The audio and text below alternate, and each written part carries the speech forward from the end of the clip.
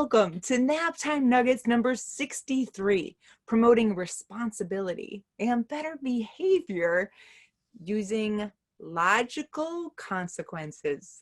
Raylene Asperg here. I'm so glad that you have decided to join me today. I am from Thriving Together, where we gather, we do trainings, bring you Naptime Nuggets, both virtually and in-person trainings, and we have such a great time doing it. So this is a bonus that's free to those people who really love caring for young children and are doing the very best they can to raise the next generation to be kind, compassionate, wonderful, amazing young humans.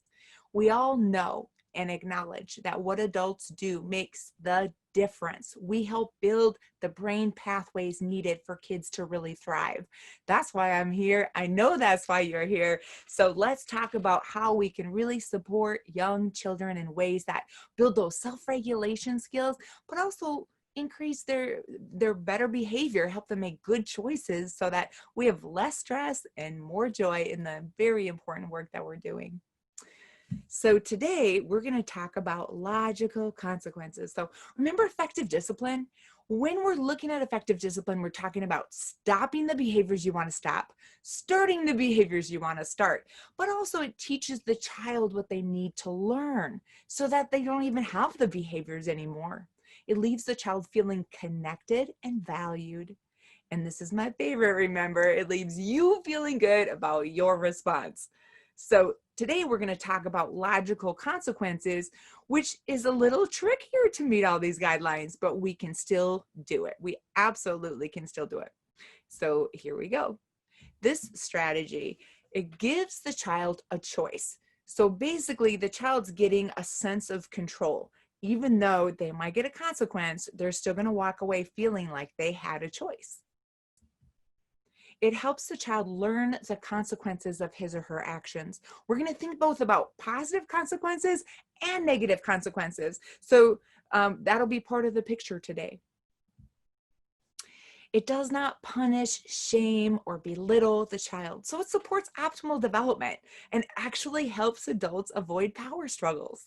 This one strategy also builds self-regulation skills. That's why I love it so much. It's very, very important that sometimes we use this strategy. That's going to be part of the trick sometimes. So basically, it takes behaviors like this and it makes it more like this, which is my goal every time I bring strategies, tips, and tools to you, right? More joy, more fun, and more cooperation. So the strategy: provide natural and logical consequences. Now, natural consequences are those consequences that just happen as a result of their actions. So you're going to want to tie those together all the time because you want the child to feel responsible for their actions and responsible for the results that they're getting. So you'll say something like, "You gave your friend a toy. Did you see that smile on his face?" So I'm teaching them about consequences. You did this behavior and you had this great impact on the outcome. As you know, if you've been in my Healthy Self-Esteem online class, this promotes healthy self-esteem and self-confidence. If they go outside without their jacket, you try and get them to wear their coat. They won't put their coat on. They walk outside, they get cold. That's a natural consequence. There's nothing the adult needs to do there to make it happen. It just happens naturally because of their actions. What we're going to talk about today is when it's a logical consequence. It's very similar, but in this case, the adult is actually instituting the consequence in some way. So there's some tricks to how we do this, but let me tell you about Miss Audrey. So my second born entered the 3.5-year-old stage where they start dawdling. What? Yes, you may have noticed it. So 3-year-olds, they're getting ready to go outside, for example, and they're putting their shoes on and they're moving super slow-mo. You're like, "Go on, we have to go." And they move slower. Yes. Oh, it was one of the most frustrating things for me because I felt like it was this power struggle. And so we would get in battles about it. So here I am, we're getting ready. It's Sunday morning. We're trying to get out of the house and she's moving super slow-mo. And I got so frustrated with her. I finally said, "Audrey, we're not going to grandma's house if you're not ready in 1 minute." Really? Really? That might be a logical consequence. If you're not ready in time, we're not going to grandma's house. That might be logical, but it's Easter. Grandma's hosting Easter brunch. Really, we're not going to go to grandma's house. So there's some tricks to providing consequences that are logical, that will really work, and that won't feel negative for the child, but we'll end up having them see over time the results of their actions, and so they'll choose better behavior. So my example wasn't a great one because it came out of the moment, it came through high emotion. So when you're actually doing it, you want to incorporate learning about consequences in everyday life. I love this quote.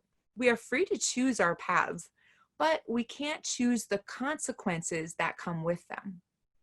So the child can make the choice of how they want to behave. In the end of the day, we can't force them to do certain things, but they'll have to just really deal with the consequences as the consequences come then. So we treat it as a very matter-of-fact thing. It's not punishment.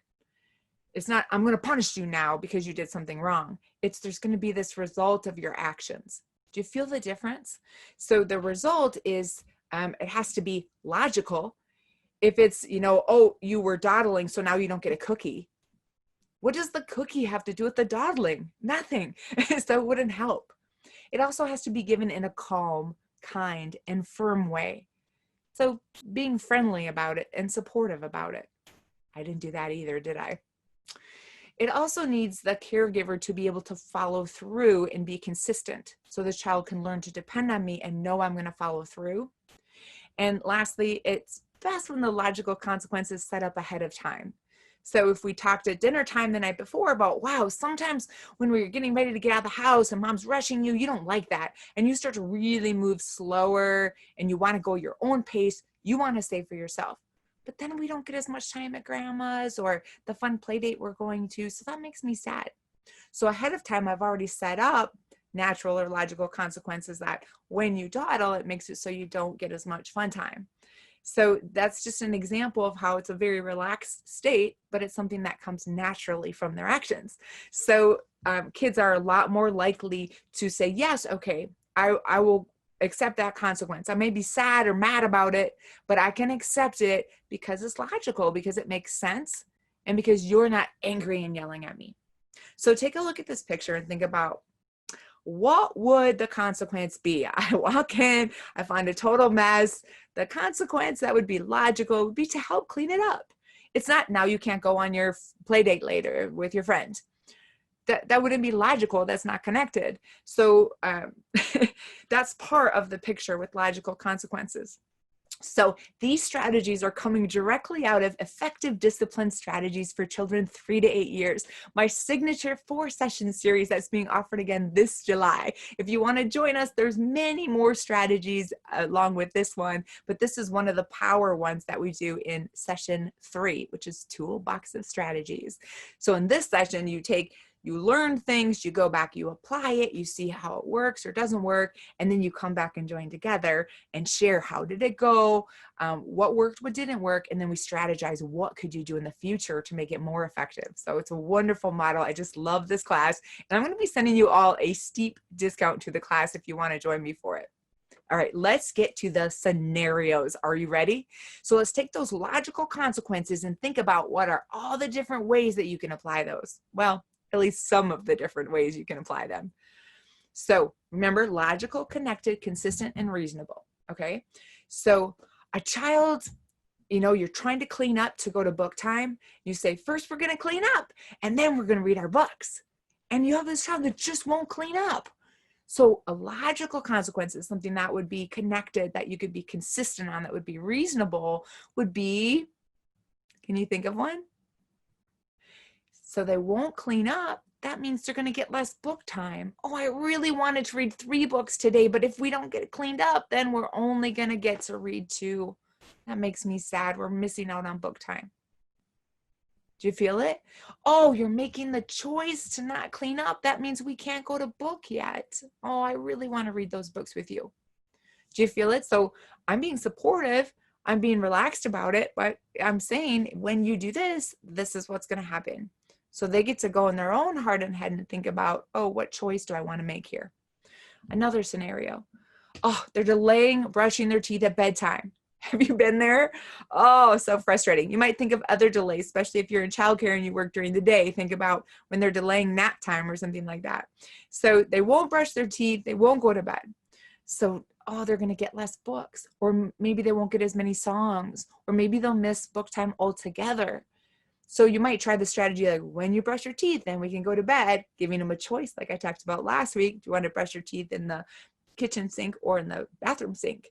But if those positive strategies are not working, then we might have to go to a consequence. Oof, you're not brushing your teeth. We're going to miss out on book time. Do you feel it? Another one.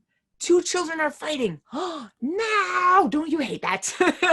I'm like this lady. I was so frustrated very often, even in the classroom when kids were fighting over something simple. It's like, come on, just get along. It's so much more fun. But no, stuff comes up, challenges come up. That's just how it works. So two kids are fighting over a toy, or two kids are fighting with each other. What might be a logical consequence? Think about this one. What might be a logical consequence? So how about they get a break from each other? If they can't get along, if they can't play well, they need to take a break. And you could set that up ahead of time. You could talk about that. When kids fight, we need to take a break and then come back and work it out. So kids know when they fight, they need to take a break. Two children are fighting over a toy. So one idea is that if you bring two of the same toy, but that's not a logical consequence. So that's the adult answering the problem. That's adult taking care of the problem. That's not letting the children problem solve or giving them a logical consequence. So there's a lot of different strategies you can use, but when it comes to logical consequences, two children are fighting over a toy. What would be the logical response? What would be the logical negative or result of their actions? If you can't play with the toy nice, the toy gets a break. Yeah, exactly. Doesn't it make sense? If you can't play with that toy nice, the toy takes a break. So that's a great example of how you offer it, and it's just the result of their actions. I don't have to get mad and upset and yell at them. I can just say, oh, you fight over a toy. Remember, the toy goes away. An adult who used this once said about half the toys ended up in the closet that day. So, it's not always the easiest thing, but if you can consistently follow through and you've set it up ahead of time, this is something that will end up taking, it'll end up working. The toy needs to be put away. Yes, exactly. Okay, one last one here. The child refuses to get in their car seat. So, logical consequence, you don't get to where you're going as fast. Now, this was hard for me because it's like, well, I want to get there. That's not fair to me. But if they won't sit in their car seat, we can't go anywhere. And so I've heard of adults kind of relenting and saying, oh, don't worry about it. It's just a short trip. Absolutely not. This is a safety issue, but also we want to teach them self-regulation skills. So don't miss the opportunity when you need to step in and say, the result of your action then is you don't get to go, or we don't get to go. Yes, it's disappointing for the adult, but if it sticks, if they understand you're consistent and you mean it and you stay calm and consistent, they will develop the self-regulation skills. They will know you mean it when you say it, and it'll start to just work. They'll just start to cooperate more. So that's why I love this strategy. So imagine children won't get ready for school. They won't get ready. They won't get out to the bus. What can we do? The logical consequence might be they get to school late or they don't go to school. Oh no. This is where we have to think about it ahead of time, because sometimes in the moment that might seem like a good idea. That is not a good idea. A child cannot learn that they don't go to childcare, they don't go to school, or they don't have to do their responsibilities because they misbehaved or because they refused or they wouldn't get dressed. No, we have to follow through.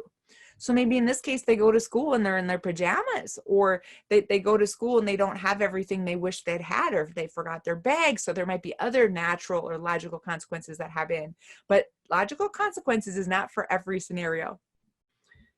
Now imagine this. What would be the logical consequence if a child is sad? So they're disappointed. No, they're just sad. No. What would be a logical consequence? Do you guys know the trick answer? There isn't a consequence. We don't give consequences for feelings. Children can just feel their feelings. So we need to remember having a bad attitude, though it bothers us, isn't really something to get in a power struggle about.